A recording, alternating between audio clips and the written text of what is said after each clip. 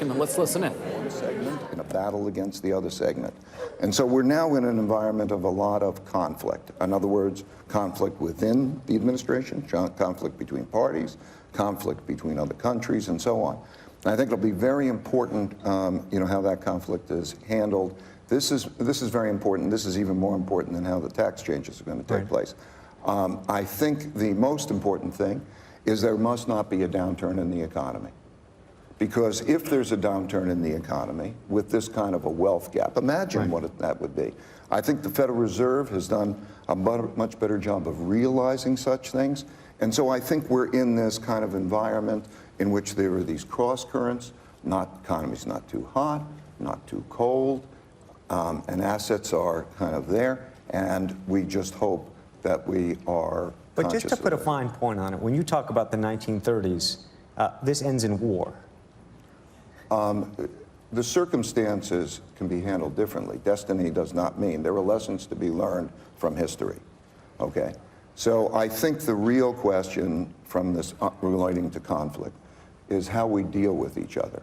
In other words, do the principles that bind us together, are they stronger than the ones that divide us? Are we going to how are we going to deal with this in a principled way? Okay. So I think in terms of monetary policy, there are lessons to be learned by the Federal Reserve or other central banks. So I don't think that it means, but I do think we are in a situation where that situation is set up similarly. Okay, but you've written about this relatively extensively recently on LinkedIn and some of your notes to investors. And I have to say, you freaked out a lot of people with this. What I'm trying to understand is, given this view of the world, what do you do about it as an investor?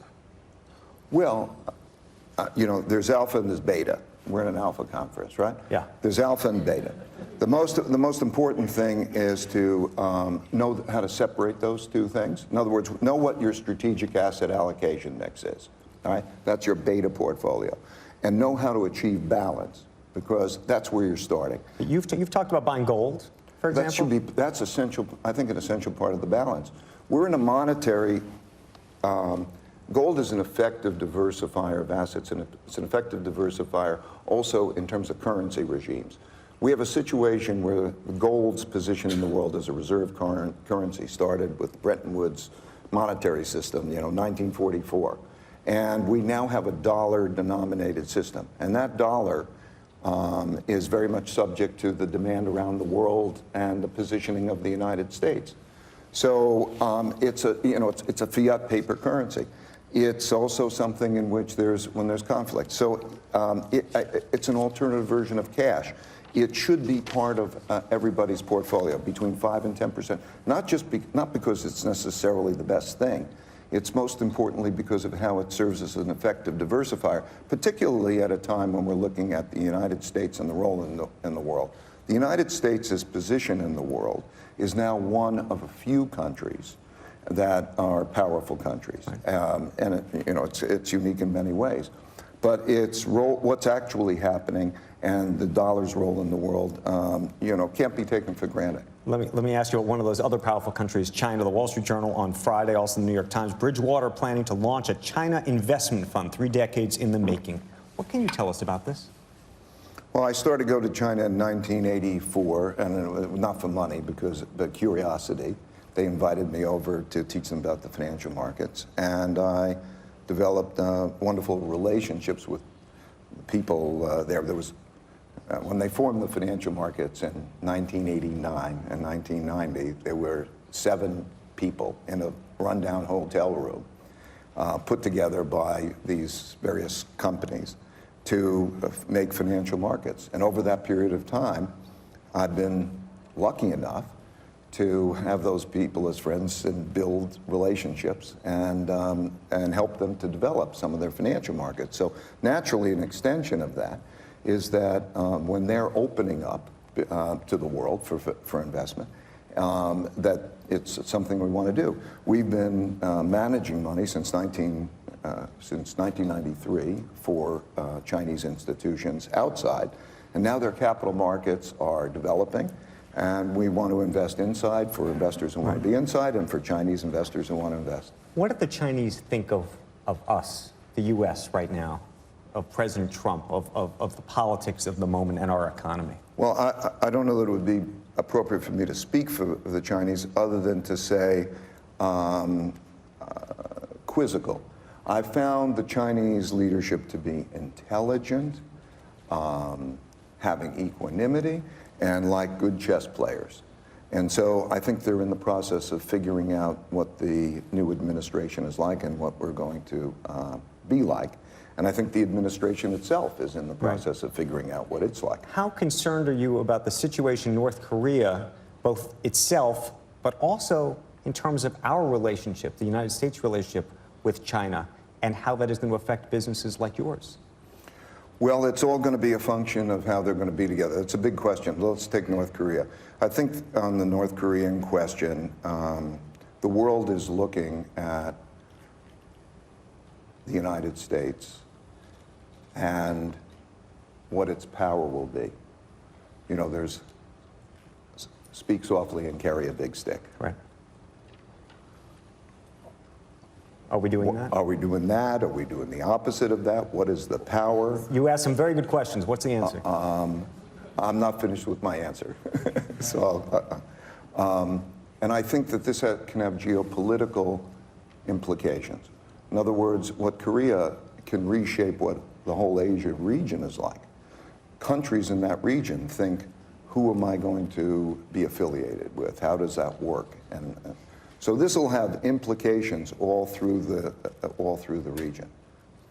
So.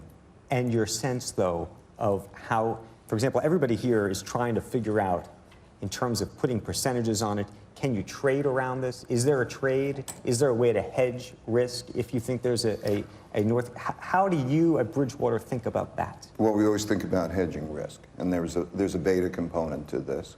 And what we think about is how to take it off the table. And you think of options, you think of hedges in terms of structures, in terms of gold, and how, you know, basically we in our alpha portfolio, we want to have as least correlation with anything. So we want to try to minimize. But North Korea is clearly taken into account. And I ask because there are other people who say, look, it's a binary event.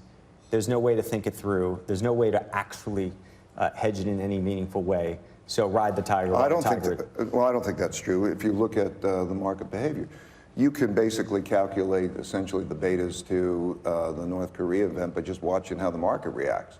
I mean, we see it every day.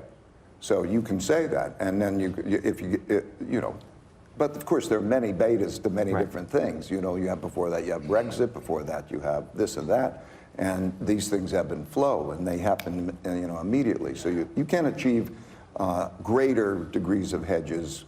It's certainly mechanically possible, but you can't do it perfectly, of course. One of the big questions around the market is the future of the Fed. Paul Volcker once said that Bridgewater may have better information than the Fed. I'm curious about what information you think that you have that they don't, but also what you think about the future of the Fed and who's going to run it.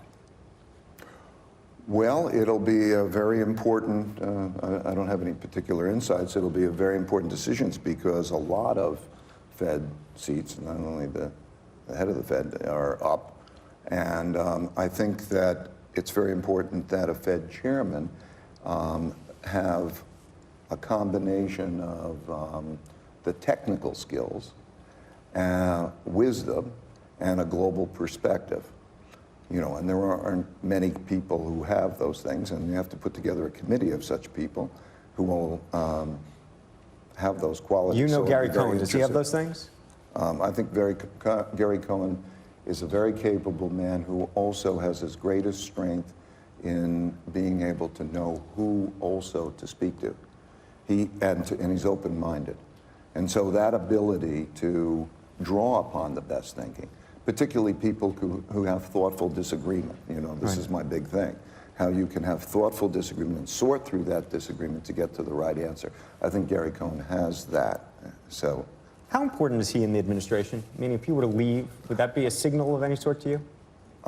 First of all, I'm not, you know, inside, and I wouldn't, if I was inside, you wouldn't tell anything. us. So, in terms of my reaction, though, I would say if he was to leave, it would be terrible, because it would be terrible in two dimensions. It would undermine the future progress of economic reforms and so on. And it would also represent a challenge in putting together administration. As you probably know, that in terms of the number of jobs that are filled in these organizations, right. Treasury Department is short of people, and the capabilities, the time and attention. And then I think it becomes also representative of what it might be like to be in the administration. It might be difficult to get the quality people into the administration. Right. I would be concerned about the leadership. So I think it would be terrible if Gary left. So. And terrible for the market? Oh, yeah. Oh, yeah, and it would manifest itself? I think it would, yeah, I think it would be bad for the market. When President Trump was first elected, you called it broadly positive, I think was the quote. Broadly positive in terms of what it could mean for the markets and the economy. Do you still feel that way? Yeah. We're in the process of figuring this out, but I think we're faced between a pro-business. Look, there are a lot of policies I disagree with, and choices I would make that would be different. However, there's the notion of a pro-business environment, the notion, and of course then there's just the mechanics. You lower a tax rate, you cause the stocks to be worth more. Right. So it's positive because everybody's get a lump sum payment, and any investment is a lump sum payment for future cash flows. Right. Those future cash flows would be initially enhanced by those kinds of stimulus. They're a two-edged sword. If you lower regulations, you have maybe a boost to the economy, a boost to profits, and then maybe you have something else to pay. If you eliminate, let's say climate, that might have a cost in terms of the environment, but it also could be profitable for businesses. So I'm not saying that it's how the net of that is, other than to say that pro-business environment. I think that if we can have a pro-business environment, like it's okay to make money, it's a good thing to make money and make jobs and all of that, and you have that at the same time as you have togetherness, right. Thoughtful, pulling the American dream, for all Americans. How do you do that for all Americans? A big element is going to be how we're going to deal with the bottom 60%. I want to turn to the principles in just a moment, but I have two other questions. As a risk manager, when you wake up in the morning these days, what are you most worried about? What is the single thing you... Right, there are the event risks like the Korea. I don't think that that's probable. I think that manager, over the longer term, I'm worried more about the wealth and social gap and the conflicts that we're going to have with each other. I worry about the very large burdens that we have in the form of debts and pensions and other things that are not going to be adequately surfaced. I'm not worried, unlike 2007, when we anticipated the financial crisis. We went through the calculations and we could see who couldn't pay their debts. So there's nothing structural out there. There is nothing right now that I can see. Right.